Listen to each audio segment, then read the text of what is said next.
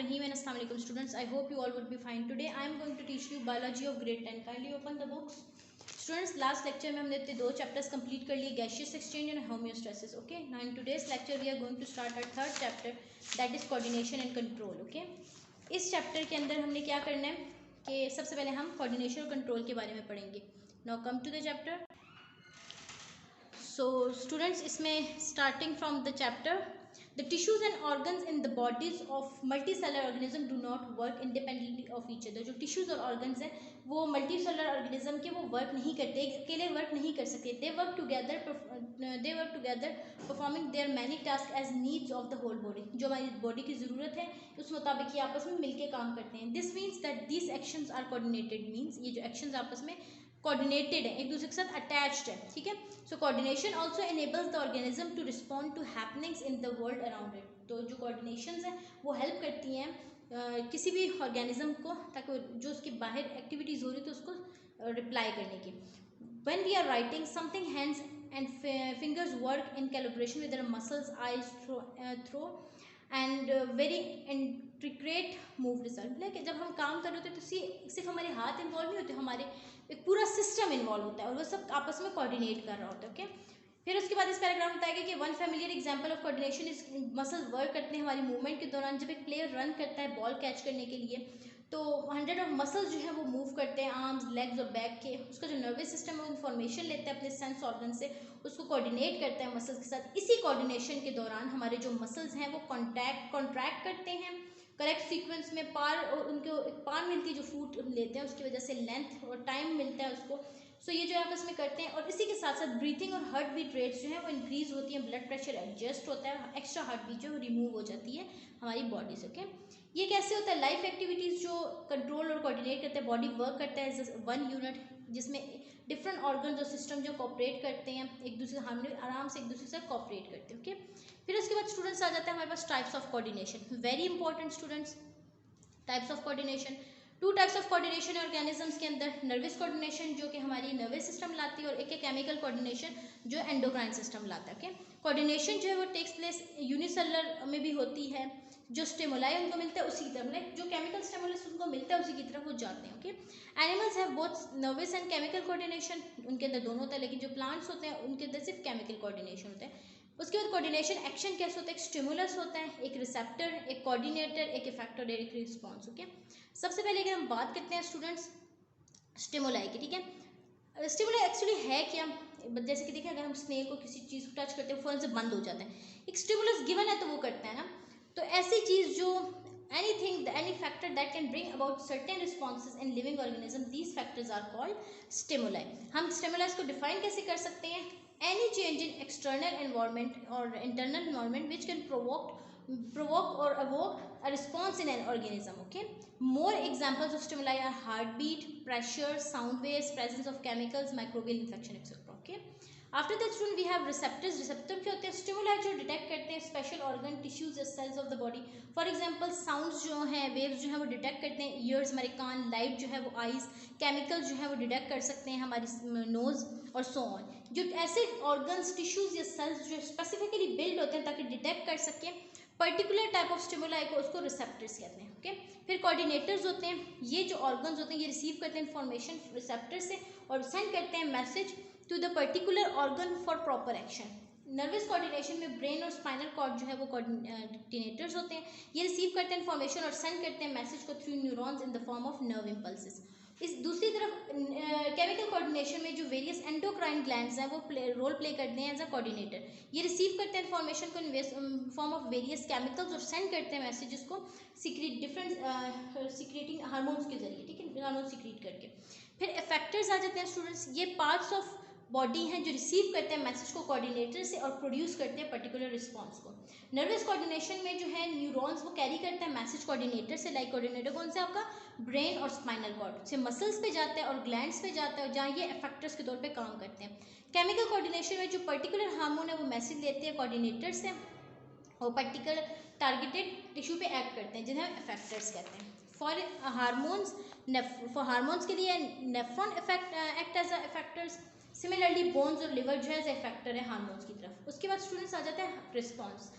जैसे रिसीव करता है मैसेज फ्रॉम कोऑर्डिनेटर, जो इफेक्टिव है वो परफॉर्म करता है एक्शन, इसको हम रिस्पॉन्स कहते हैं। फॉर एग्जांपल अगर हम हाथ दूर कर लेते हैं किसी भी गर्म चीज़ से या फ्लावर बंद हो जाती है, एक्चुअली इनके रिस्पॉन्स है टूवर्ड्स स्पेसिफिक स्टिमुलाई, ठीक है। तो यूजुअली जो कोऑर्डिनेशन होता है वो इमीडिएट होता है, शॉर्ट लिविंग रिस्पॉन्स होता है, वाला जो कोऑर्डिनेशन होता है तो वो स्लो होता है, लॉन्ग टर्म लॉन्ग लिविंग उसके रिस्पॉन्स होते हैं, ठीक है। फिर जैसे एग्जाम्पल दिए ये दिए नर्वस सिस्टम केमिकल कोऑर्डिनेशन, इधर देखें रिसेप्टर्स सेंस ऑर्गन है, जाते जाते ब्रेन नर्व इम्पल्स की सूरत में न्यूरॉन्स होते थे फैक्टर पे मसल्स ऑफ द ग्लैंड।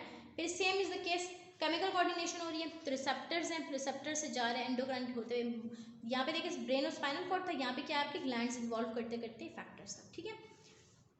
उसके बाद स्टूडेंट्स ह्यूमन नर्वस सिस्टम है, हाँ ये बहुत इंपॉर्टेंट क्वेश्चन है, ये लॉन्ग में भी आता है। नर्वस सिस्टम जो है ह्यूमंस के अंदर वो हायर ऑर्गेनिज्म में दो पार्ट में होता है, एक होता है सेंट्रल नर्वस सिस्टम, एक पेरिफेरल नर्वस सिस्टम होता है। सेंट्रल नर्वस सिस्टम के अंदर कोऑर्डिनेटर्स होते हैं like brain and spinal cord, जबकि पेरिफेरल नर्वस सिस्टम के अंदर नर्व्स होती हैं जो सेंट्रल नर्वस सिस्टम से होते हुए different parts of the body में चली जाती हैं।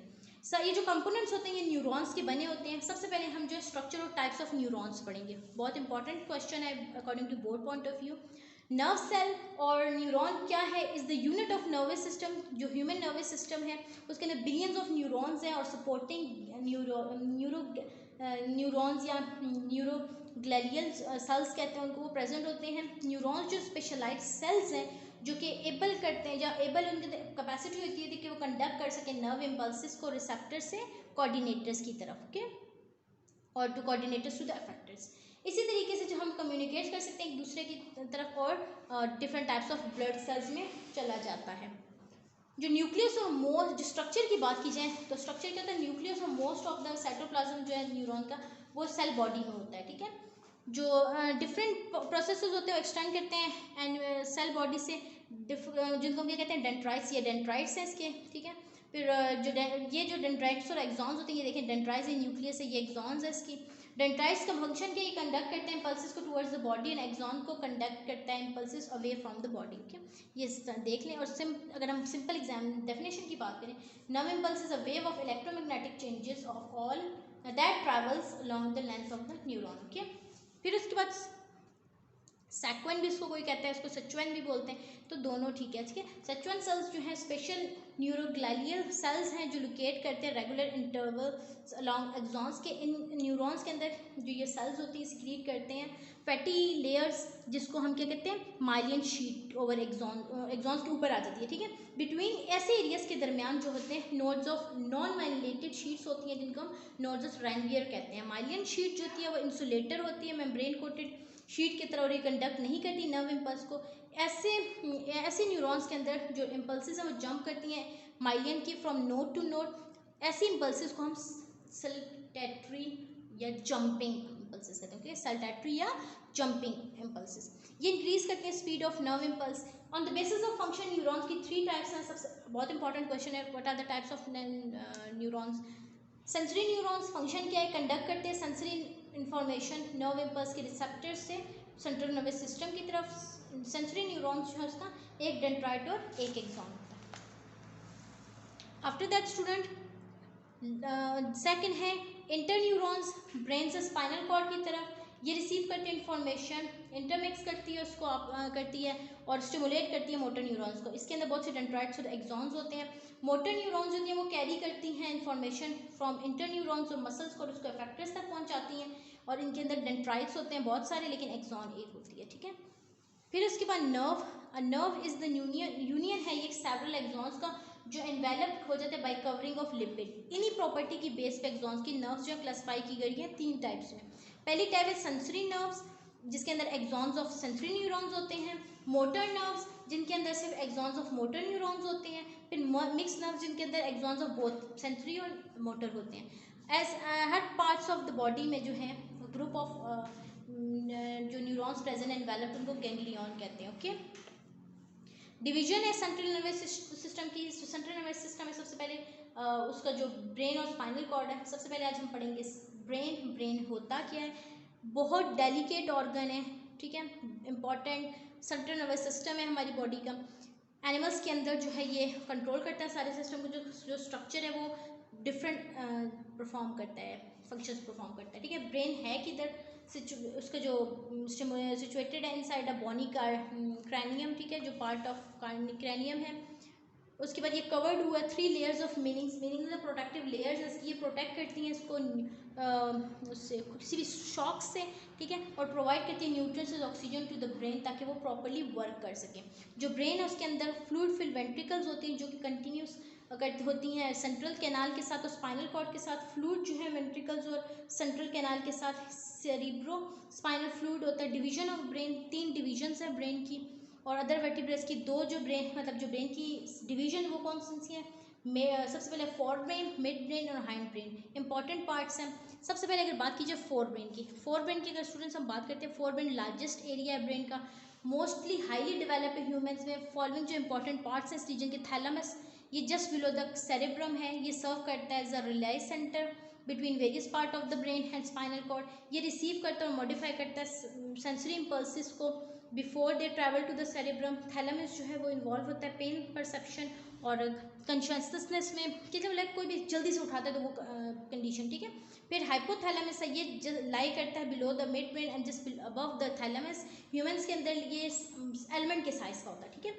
ये मोस्ट इंपॉर्टेंट फंक्शन जो हाइपोथैलेमस का, ये लिंक करता है नर्वस सिस्टम को और एंडोक्राइन सिस्टम को। ये कंट्रोल करता है सिक्रीशन पिट्यूटरी ग्लैंड्स की, जो बहुत मास्टर ग्लैंड है आपका। ये कंट्रोल करता है फीलिंग जैसे कि रेज, पेन, फीलिंग, सॉरो, कोई भी फीलिंग जो खुशी गमी दोनों की, ठीक है।